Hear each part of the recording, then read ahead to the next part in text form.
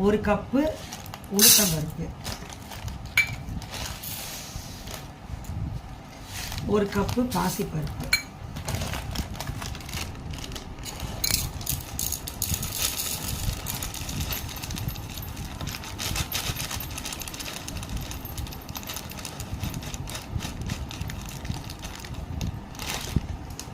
ஒரு கப்பு கடலைப்பருப்பு. இதை நல்லா கழுவி குக்கரில் வேக வச்சுக்கணும் 4 விசில். பருப்பு வேக வச்சு மசிச்சு வச்சுக்கணும். வச்சுட்டு அதெல்லாம் வழிச்சு விட்டுருணும்.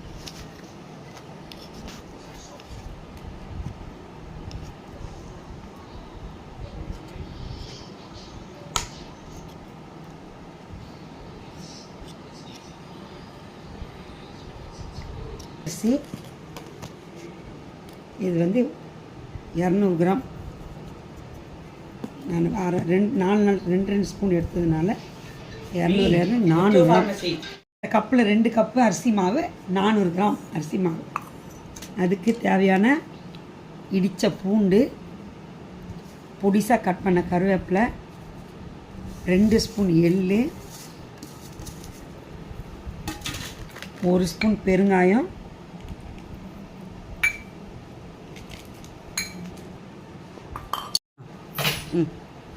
2 ஸ்பூன் மிளகாப்பொடி, 2 ஸ்பூன் வெண்ணெய், தேவையான அளவு உப்பு. 1 ஸ்பூன் உப்பு போட்டுக்கலாம், தேவைப்படும் போது போட்டுக்கலாம். இது எல்லாத்தையும் போட்டு இந்த பருப்பில் இருக்கிற தண்ணியிலையே நனைஞ்சிக்கலாம்.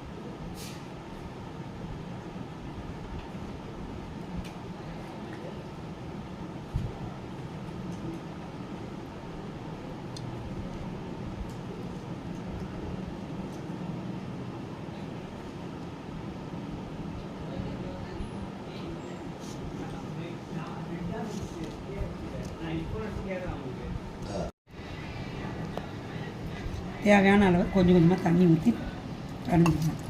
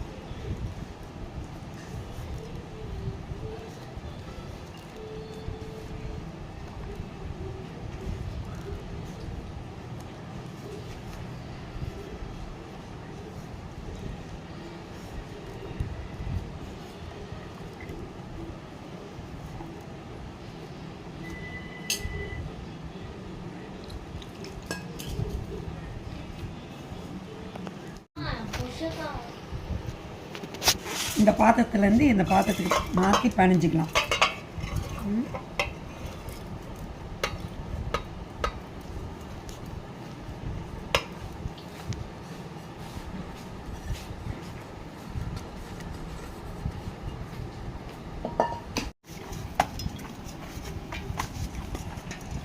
கரெக்டாக மாவு பிணைஞ்சாச்சு. இந்த அளவுக்கு இருக்கணும்.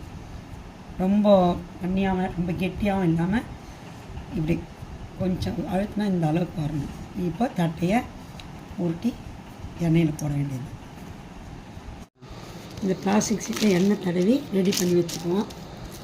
அதை கட்டி இந்த மாவை சின்ன சின்ன உருண்டைகளாக பிடிச்சி ஒரு பாத்திரத்தில் போட்டு வச்சுக்கணும். அப்போ டக்குன்னு எடுத்து எண்ணெய் சூடானோடனே டக்குன்னு போட்டு எடுக்கிறது கரெக்டாக இருக்கும். இந்த சைஸ் எடுத்தால் போதும். பட்டன் தட்டை கரெக்டாக வெந்து எடுக்கிறது கரெக்டாக இருக்கும்.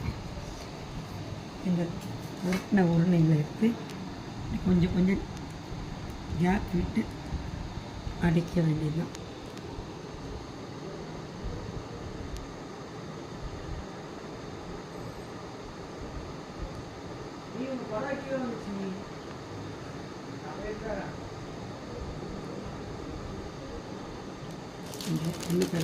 எடுத்து மூடிட்டு இந்த மாதிரி ஒரு சின்ன கிண்ணம் எடுத்துட்டு லைட்டாக ஒரு அழுத்தம் கொடுத்து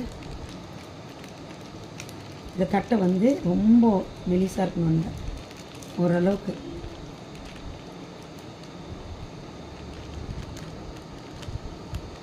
இந்த அளவுக்கு அழுத்தம் கொடுத்தா போதும்.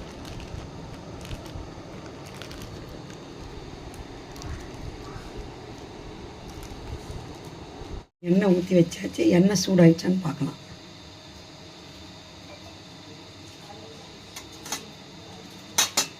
நல்லா சூடாக இருக்குது. தட்டையை ஒன்று ஒன்றா போட்டுக்கலாம்.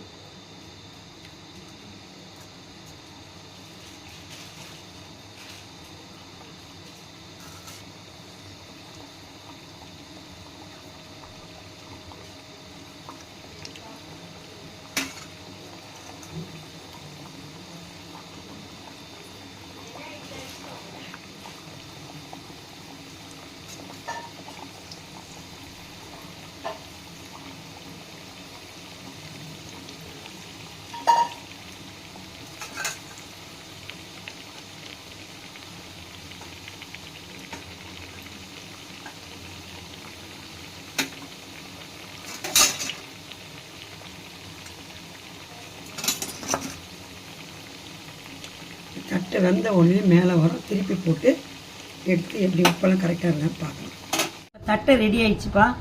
எடுத்தாச்சு ஒரு ஈடு. இன்னும் மாவு இருக்குது போடணும். இது டேஸ்ட் பார்த்துடலாம் நல்லா இருக்கா.